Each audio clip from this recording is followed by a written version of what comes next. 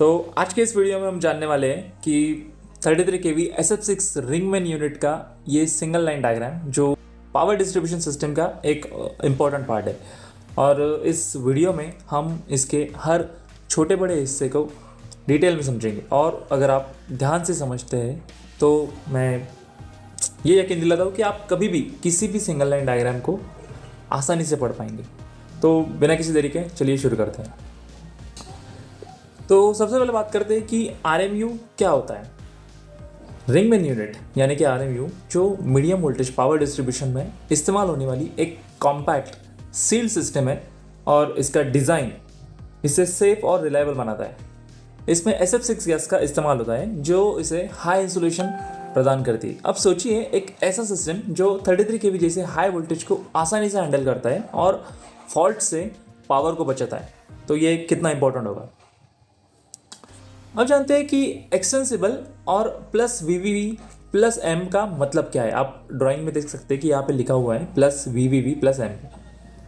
तो अब आप सोच रहे होंगे कि इसका मतलब एक्चुअल में होता क्या है। तो एक्सटेंसिबल का मतलब है कि इस RMU को आप फ्यूचर में आसानी से अपग्रेड कर सकते हैं, यानी कि अगर ज़रूरत पड़े तो बिना सिस्टम बदले नए यूनिट्स जोड़े जा सकते हैं।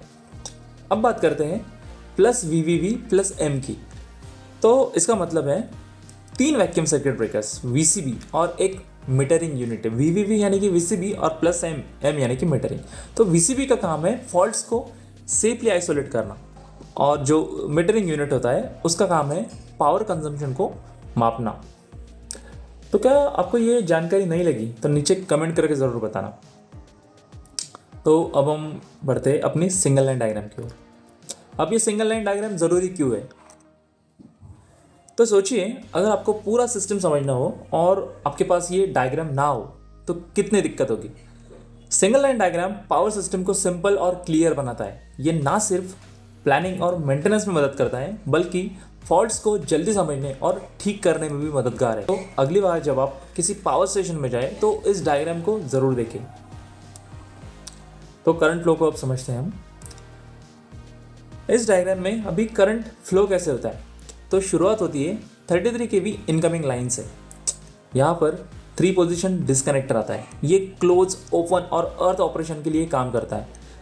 करंट इसके बाद VCB से गुजरता है। फिर आते हैं सिटी यानी कि करंट ट्रांसफार्मर पर, जो करंट को कम करके रिलेज और मीटर्स को भेजता है। उसके बाद PTA यानी कि पोटेंशियल ट्रांसफार्मर जो हाई वोल्टेज को लो वोल्टेज में कन्वर्ट करता है। और लास्ट में है सेल्फ पावर्ड रिले जो फॉल्ट होने पर सिस्टम को प्रोटेक्ट करता है।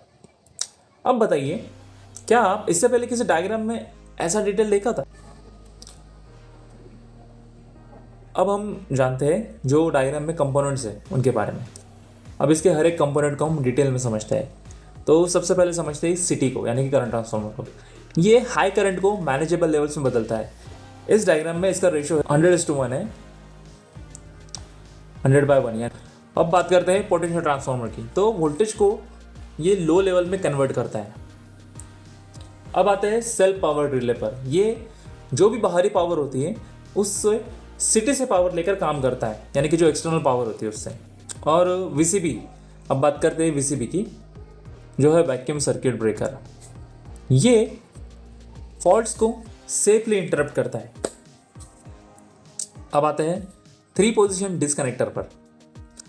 तो यहाँ पे आप देख सकते हैं इसके 3 पोजीशन, क्लोज, ओपन और ग्राउंडिंग यानी कि अर्थ। ये इन तीनों ऑप्शन के साथ सेफ्टी देता है। अगर आपको इनमें से कोई हिस्सा अभी तक क्लियर नहीं है तो कमेंट बॉक्स में ज़रूर बताना, मैं आपको जवाब दे दूंगा। क्या आपको पता है कि SF6 गैस इंसुलेशन के लिए सबसे बेहतर क्यों है।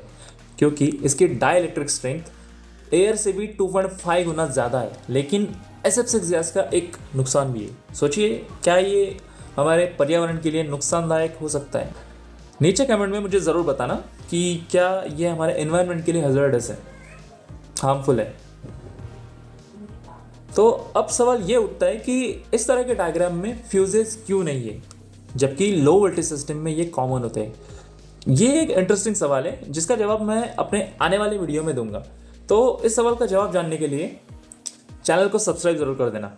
मुझे उम्मीद है इस वीडियो ने आपको RMU और उसके सिंगल लाइन डायग्राम को समझने में मदद की होगी।